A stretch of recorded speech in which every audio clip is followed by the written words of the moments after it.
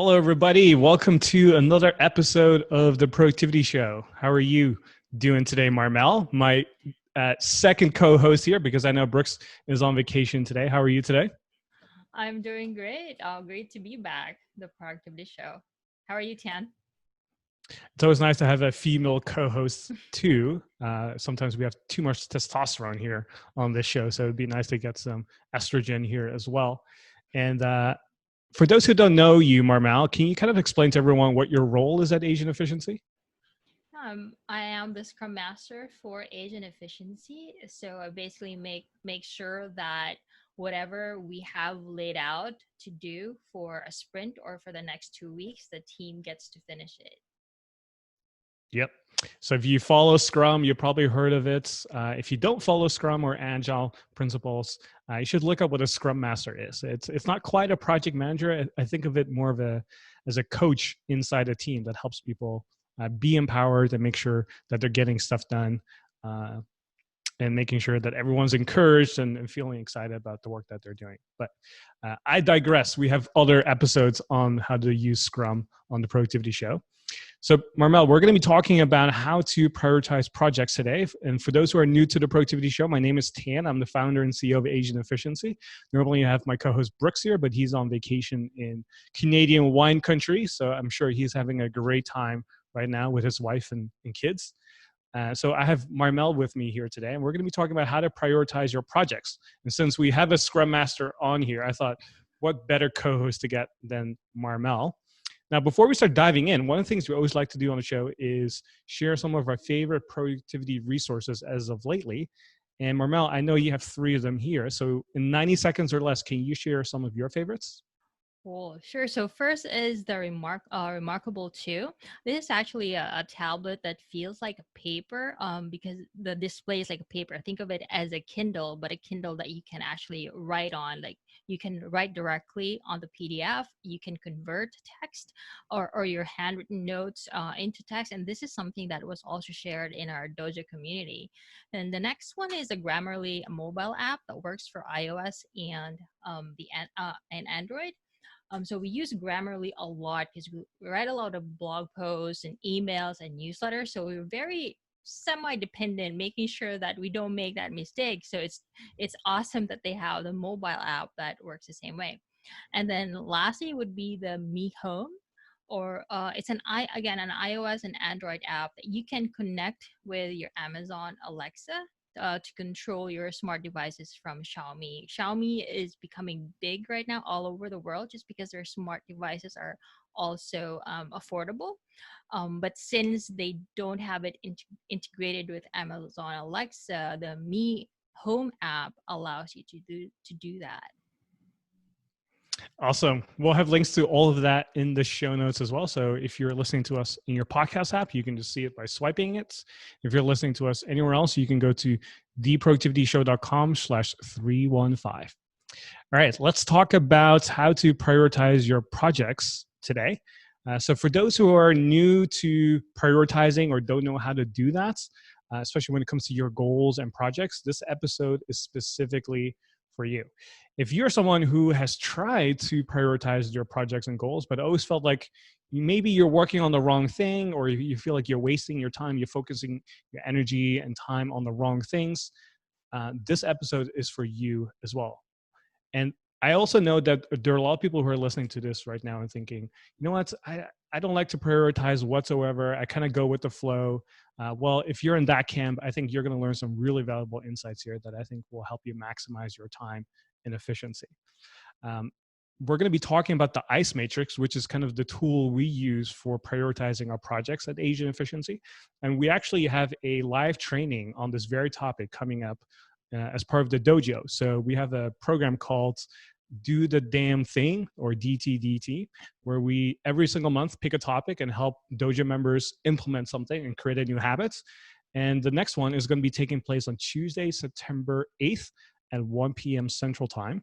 So we're going to show people how to prioritize their projects using the ICE Matrix tool, which is the episode we're going to be talking about today. So we're going to give you some high-level insights and overview of how to do it. But if you want to actually learn how to implement it and actually do it yourself as well, you can join us by going to theproductivityshow.com/implement. So just sign up for the dojo and you'll get enrolled for that live training. Or if you can't attend, we'll have access to recordings available for members as well. So again, that URL is theproductivityshow.com/implement.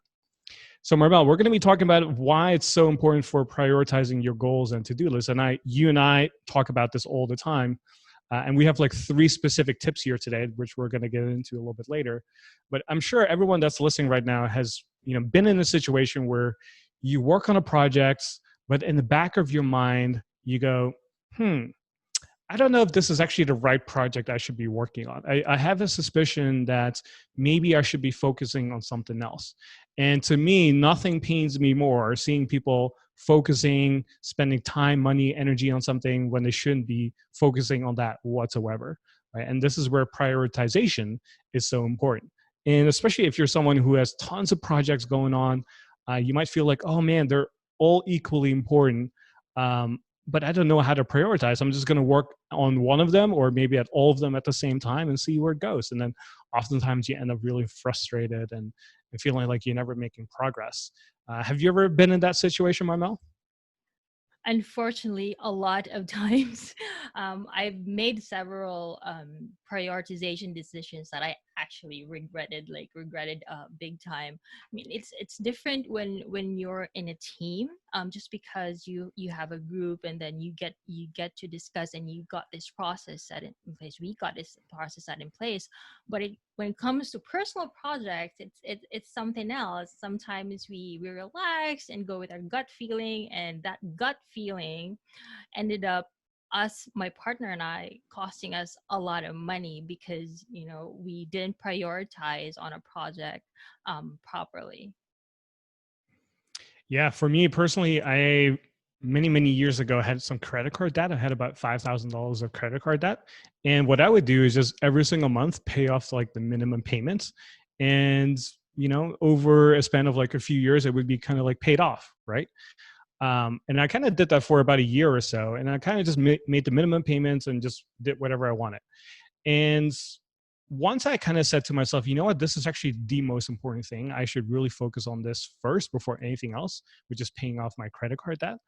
Once I started to focus on that, and I said, okay, of all the things that I could be doing, like traveling the world or starting a business or writing a book or paying off credit card debt, out of all the things, I kind of prioritized and I said, okay, let me pay off credit card debt first. And once I started to focus on that, I was able to pay it off in about 4 months.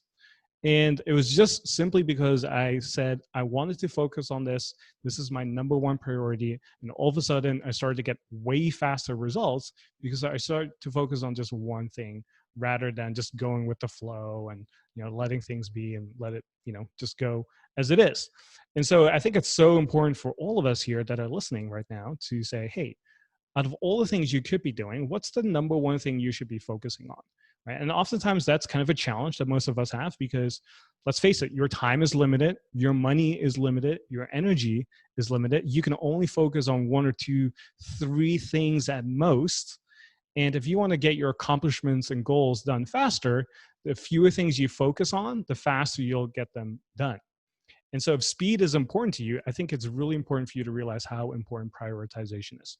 And so if you've studied any productivity material, you've probably heard of like the Eisenhower box or the Eisenhower matrix, which talks about like urgency versus like importance, right? And there's different ways you can prioritize things.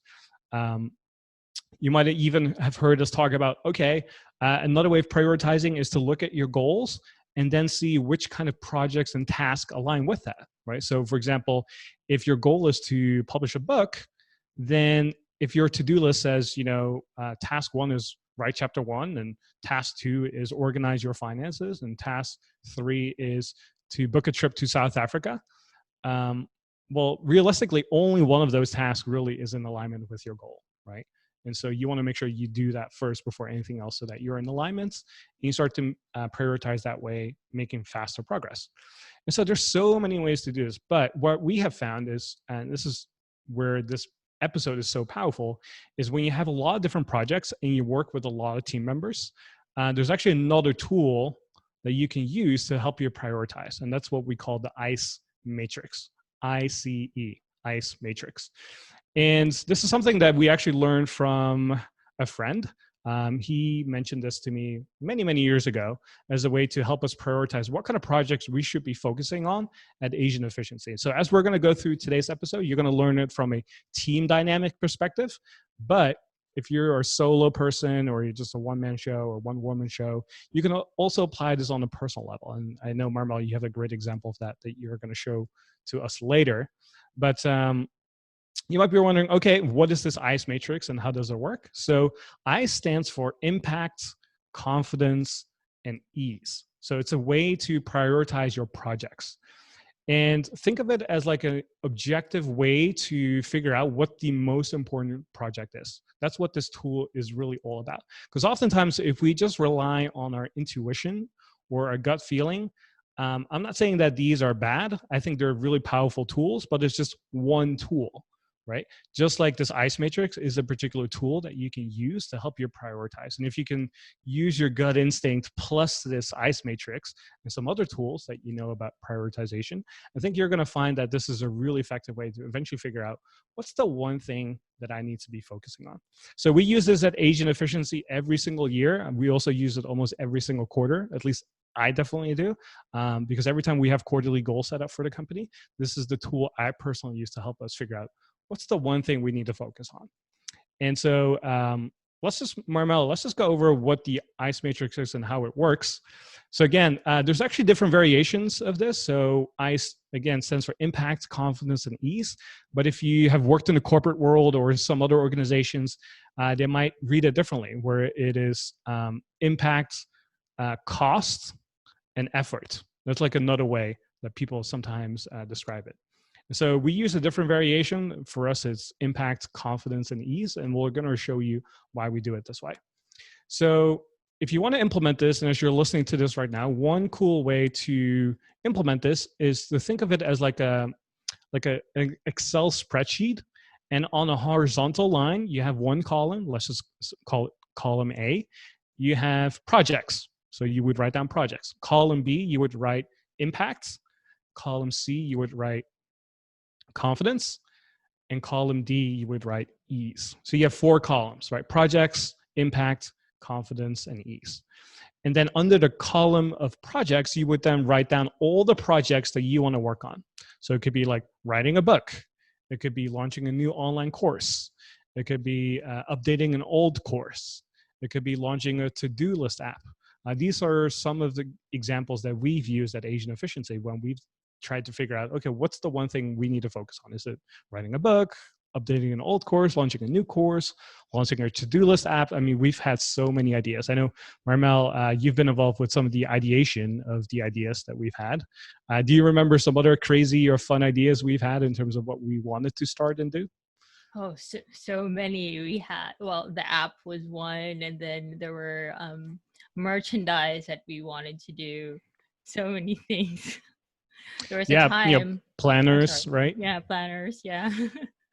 There was a time when I think we were still getting better at the prioritization we were so confident that we'd finish five priorities in a quarter, and then after that we realized, okay, it's not good. Yeah, we had actually, I think it was 3 quarters in a row where we had like multiple priorities and we all failed at them, meaning we didn't hit a 100% score. And that's when we realized, oh, you know what? Even people who study productivity and teach it for a living have to focus on only 1 or 2 things at a time. They can't do 3, 4, 5 things, even if we're so confident about that, right? And so on a team level and a company level, we do this every single quarter. And if you're a manager or if you're an owner or if you're responsible for launching big initiatives, you oftentimes get a lot of feedback and ideas from people, from your internal team members, from your customers, your clients, the people around you saying, hey, you should do this or you should do that. And you have a laundry list of all the things you could be doing. But then you have to figure out what's the thing that we need to focus on, right? And so this is where the ICE matrix comes in. So once you have your column filled out of all the ideas, the next thing or the next step here is to then start scoring your ideas following the ICE matrix. So in the column of I, right, meaning impact, on a scale of 1 through 5, 1 being the lowest, 5 being the highest, you would score every single project a certain number. So for example, for writing a book, for impact, I could write down maybe, that might be a 4. I think that would be very impactful if we did that for agent efficiency, right? If we launched a new online course, that could be a 5, because I think that could be a huge impact on a lot of different people. We could also update an old course, and I might say, we only have a few hundred or a few thousand people, so maybe it's not as big. So maybe let's score that at 2, right? And then launching a to-do list app. There are a lot of great ones. So what's the difference? What makes ours so different? So maybe let's score that at 3. And you would do this for every single column. So I just did that for the impact column, but also I would do that for the confidence column, meaning how confident are you that we can do this as a company or as a team? So as an example, 5 being the highest, 1 being the lowest, launching a to-do list app, we are not a technology company. We have never launched an app before. I have a little bit of programming background, but that was like, over 15 years ago. I know Brooks has a little bit of programming background, but nowadays, none of us really know how to code, and we don't have any coders on staff. And if we were going to launch an app, we would probably have to hire like a CTO and like a developer and go into a domain we have no knowledge of. So my confidence level on that is particularly low. So I would score that a 1 as an example, right? But launching a new online course, that's our bread and butter. We've done that multiple times over the last almost 10 years now. So I would score that as a 5.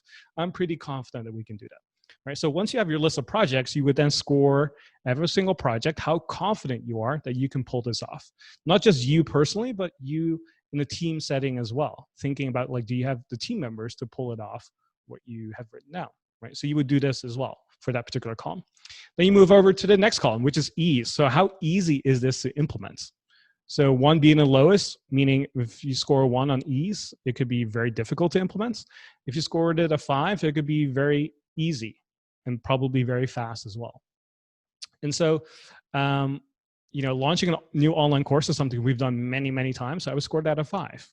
Writing a book, I've written some ebooks, so I could potentially maybe do that. So let's just score that a 3. I've done it kind of before, but never really done the traditional routes.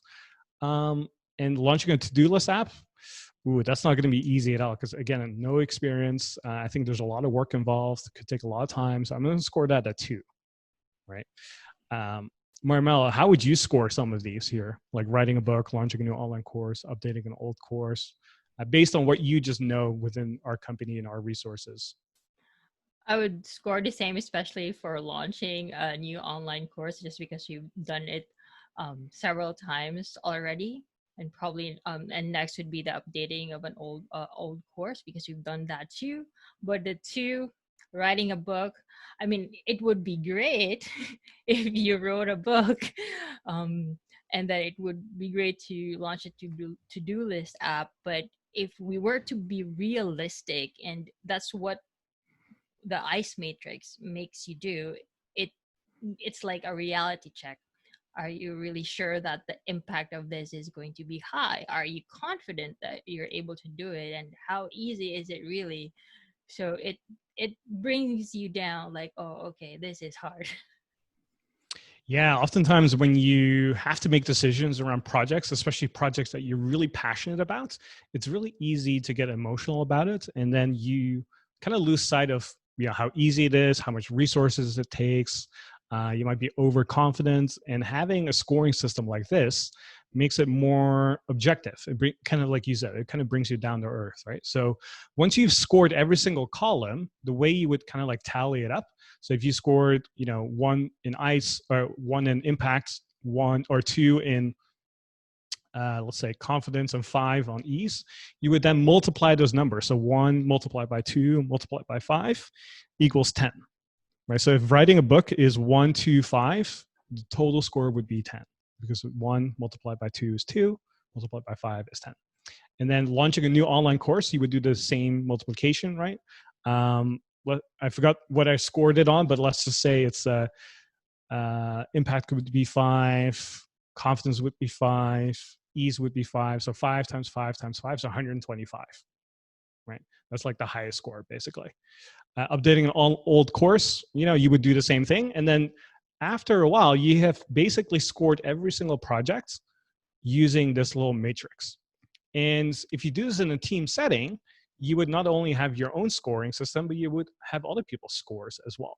And so once you kind of like tally up everyone's numbers, right? So if Marmel scored something like 333, it'd be 3 times 3 times 3 is 27. And then you would add 27 plus the other total score that I had, right? And then if you add up all those numbers, you'll start to eventually see that some projects have a higher score or much higher score than others. And when you start looking at it that way, you start to notice, okay, this is an easy project. We're very confident that we can do this, and the impact is going to be pretty high. It kind of makes sense to do this. Now, the way this kind of works is that obviously you want to make sure that you are very clear on what your goal is, right? So if our company goal is, for example, growing our company revenue to a certain number, it would kind of filter out what we're going to put down as projects, right? And so it also filters out like how you score something as well. So you want to make sure before you start this whole scoring system that you get really clear about, what's the goal here? What are we trying to accomplish? And then also get really clear on the time frame. So is it 1 quarter? Is it 1 year? Is it 5 years? Because the time frame determines oftentimes how you score something as well, right? So we want to get really clear on that. And like you said, Marmel, I think it's so important for people to realize that we try to take the emotions out of the decision making here, and make it really objective as much as possible and rational. And so when we did this earlier, how was your experience doing this? Um, when we did the exercise, I think it was yesterday or a few days ago, and I was looking at the projects, and there is really that tug, like, oh, I really want to do this. I really want to do this. I think this is going to be awesome. So when you're asking, okay, what's going to be the impact like? And I was like scoring really high. Oh, this is going to be a 5. This will be great for agent efficiency, great for our customers. And then when it came to confidence, like, how confident are you that we're going to be able to do this? It's like, uh probably a 3. And then come letter E, and I was like, it's going to be a 1. And then that's the reality check. Then we realize that, okay, these are the projects that this is the project that we're going to prioritize on, and probably the rest we don't have to just junk it. It can still, we might be able to use it in the future still. Yeah, and one thing I've also realized from doing this many, many times is that you'll be surprised how other people score something. Because I might find something super challenging, but other people will say, "Oh, actually, Tan, I think it's very easy. This is something we could totally do." And then that leads to oftentimes discussions as well. And so, what I would recommend that people do is, create your list of projects, right, and start scoring them 1 through 5 on each column. And then once you have a total score of everything, including the team members' input, you want to start looking at the top 3. So maybe there's one that really stands out and everyone agrees like, hey, that's the one thing we should be doing. But oftentimes you'll be in situations where there are like 3 or 4 projects that kind of like have a very similar score. And then once you get to that stage, it's really powerful and useful then to have a discussion with your planning team, executive team, or people close to you who are supporting you to say, okay, based on these 3 or 4 projects, let's figure out what we can do about this. How would we actually actualize some of these projects? And after some of these discussions, which oftentimes can take a whole day or sometimes a whole afternoon for some people, you then come to a conclusion and say, okay, we've had a discussion about this. Based on everything that I've heard, me being the founder of Agent Efficiency and the company owner, I'm going to make the final decision and say, hey, this is the one thing we're going to focus on. And then boom, we're done. So sometimes it could take a whole day or 2, but this is kind of like the simplified version of this, right? And so what's cool about this process is oftentimes, especially if you're in a leadership role, that getting buy-in from people is really important. If you don't get any buy-in from people, it's really hard to get them excited about the project and to work really hard for, the company and the project and the outcomes that we're shooting for.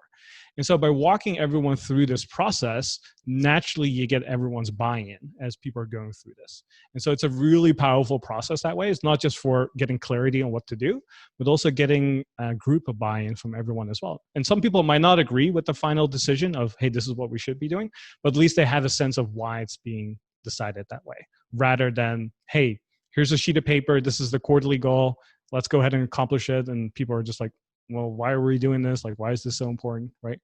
And so it's a really powerful that way to include everyone throughout this process, especially your executive team. So this is kind of like the short version of how the ICE matrix works.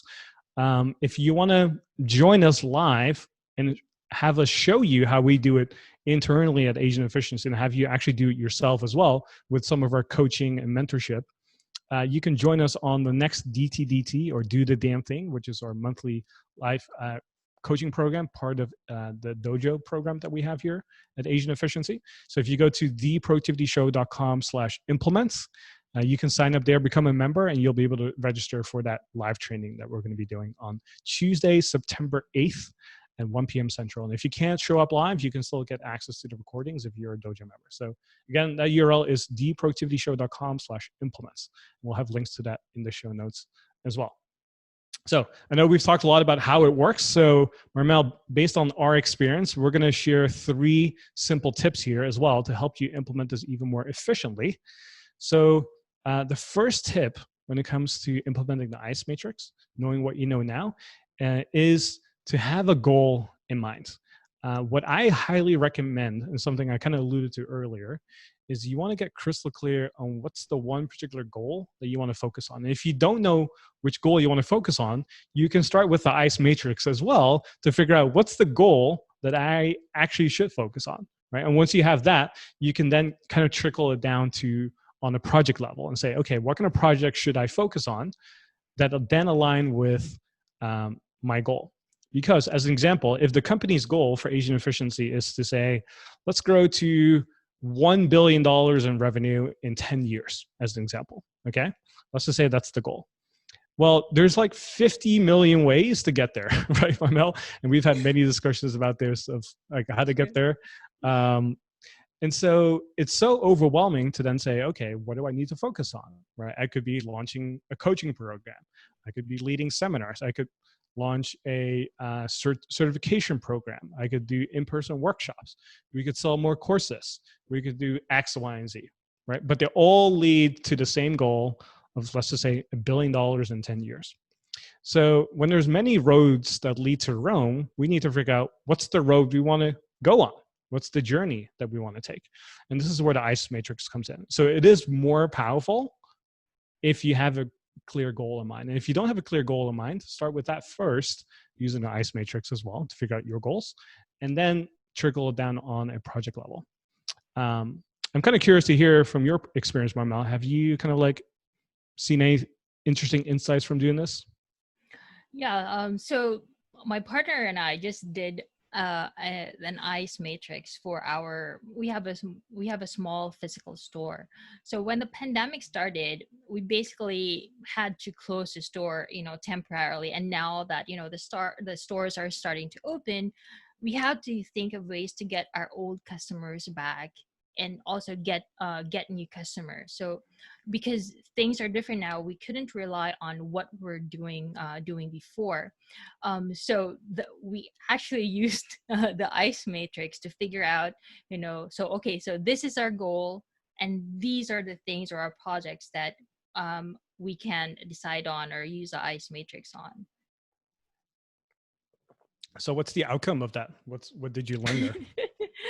So we had a lot of ideas, but at the end, the one that had the highest score was to launch our own sports fitness apparel. So that's what we started on. Oh, so soon we can buy Marmel clothing lines, basically. It's called CLM Active Gear. Cool. Well, I hope I get a good discount then, if you guys are making stuff for men, assuming. But Yeah. that's cool that you applied that with your partner using this kind of to figure out like what's the next move for your store and how do we win back customers and how do we get them to buy from you guys. And I think that's a great example of like how you can use this in a personal level, right? Not just on a company level, but also you did this with your partner. And we do this, internally almost every quarter, at least once a year as well, on kind of like an annual basis, right? So, for example, this year we kind of said, hey, for 2020, the main thing for us is actually creating smaller products or smaller online courses. I think there's a big demand for this, and there's a lot of different opportunities we had, right? We even decided or considered, I should say, launching a productivity conference for 2020, and we were actually very close to doing that, but we decided not to do that. And look what happens. The pandemic came, and am I glad that we didn't invest time, money, energy into starting that, because that would have been the worst timing ever. So we got a little bit lucky there. And I definitely did not have the foresight that something like this could happen where we are today. But once the pandemic did arrive, it also made us adapt a little bit, because now I have to say, okay, now that the pandemic is here, consumer behavior changes. The way things are being done right now is different as well, right? People are now working from home. How can we best serve our customers now going forward? And using the ICE matrix, we realized, oh, you know what? Actually, there's no online course right now for teaching people how to be productive working from home. Da, da, da, da. A few months later, we launched Productive at Home, our online course that teaches people how to be productive working from home, right? So when circumstances change dramatically, again, I use this ICE matrix as well, having the crystal clear goal of like, hey, we're trying to still grow the company this year using smaller products. But now we had to adapt, right? So we had to be flexible and say, hey, we're going to scratch this using the ICE matrix. Let's figure out what the next move is. And out of that, we figured out that, this course was the next move for us. And it has been a great, big success for us. So again, have a crystal clear goal in mind. That is tip number 1 here for implementing the ICE matrix. Let's move on to tip number 2 here. And that is to do the scoring individually and privately. I think this is crucial and very, very important. When you are doing this on the company level or on a team level, let's say you have 5 people in the room, what happens is if you do this publicly saying, hey guys, we're going to score these 5 projects here. Marmel, you're going to go first. How would you rate this on ICE? Right? So impact, what would you rate this? Confidence, what would you rate this? What would you rate it on ease? If whatever Marmel says, whatever comes out of her mouth will influence how other people perceive the scoring. And so we don't want to lead the witness here. That's why it's so important that 1, you do this privately, and also 2, individually as well. So when we do this in a team setting, I ask everyone, hey, I want you to score this by yourself, alone, right? No one can see your score. Once you've scored every single project and everyone's done, then we're going to publicly tally it up. So that way, you don't influence how other people perceive like how impactful something is, or how confident you might be about something, or how easy it might look to others, right? So doing it individually and privately is really the way to go. And again, you want to make it very clear, there's no right or wrong answer here, right? Something I kind of highlighted with you, Marmel, like when we first started doing this, there's no right or wrong, right? True.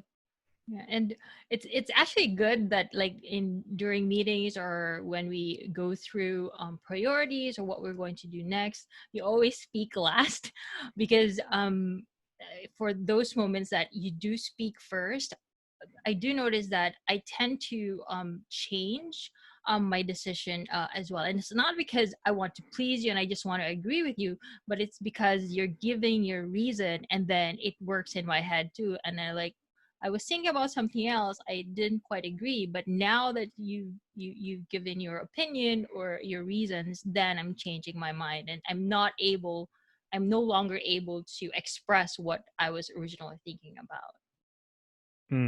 Yeah, that's a really good point, because in meetings, I'm always the last person to speak because I know, because of this psychological effect, that if I speak first, it will persuade and influence a lot of people's thoughts and decision making. And it's actually better, since my voice typically has the most weight in a meeting to speak last and have everyone else speak first, right? And so this is something you can kind of use in your team meetings as well, kind of like as a team dynamic. But specifically for the ICE matrix, ideally you have everyone score individually and privately. And once everyone's done, you tally it up in public, right? So you go, Marmel, what did you score this? You know, Brooks, what did you score this? You tally it up. And then once you have your top three, then you can have a discussion of why did you score it that way. And then you can figure out like, oh, I think this is easy because of so and so, or I think this confidence is very low because X, Y, and Z. And once you have that discussion, now you can have like a focused direction of where you're going towards, right? So this is, again, super valuable, super important. And again, it takes the emotion out of the whole process by just using a numerical system to score something and say, hey, what is something that we should be focusing on here? So again, tip number 2 is do the scoring individually and privately. And the third and final tip here for using and implementing the ICE matrix is to reprioritize regularly and as needed. Now, when 2020 started, we all didn't know what was going to happen, right?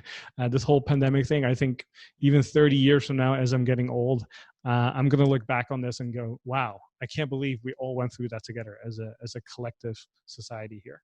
And we started the year with a list of priorities of the things we wanted to do. We already knew what we wanted to do. And as soon as the pandemic came, we had to switch it up, right? We just finished our quarter. The timing just happened to be right when March kind of came around.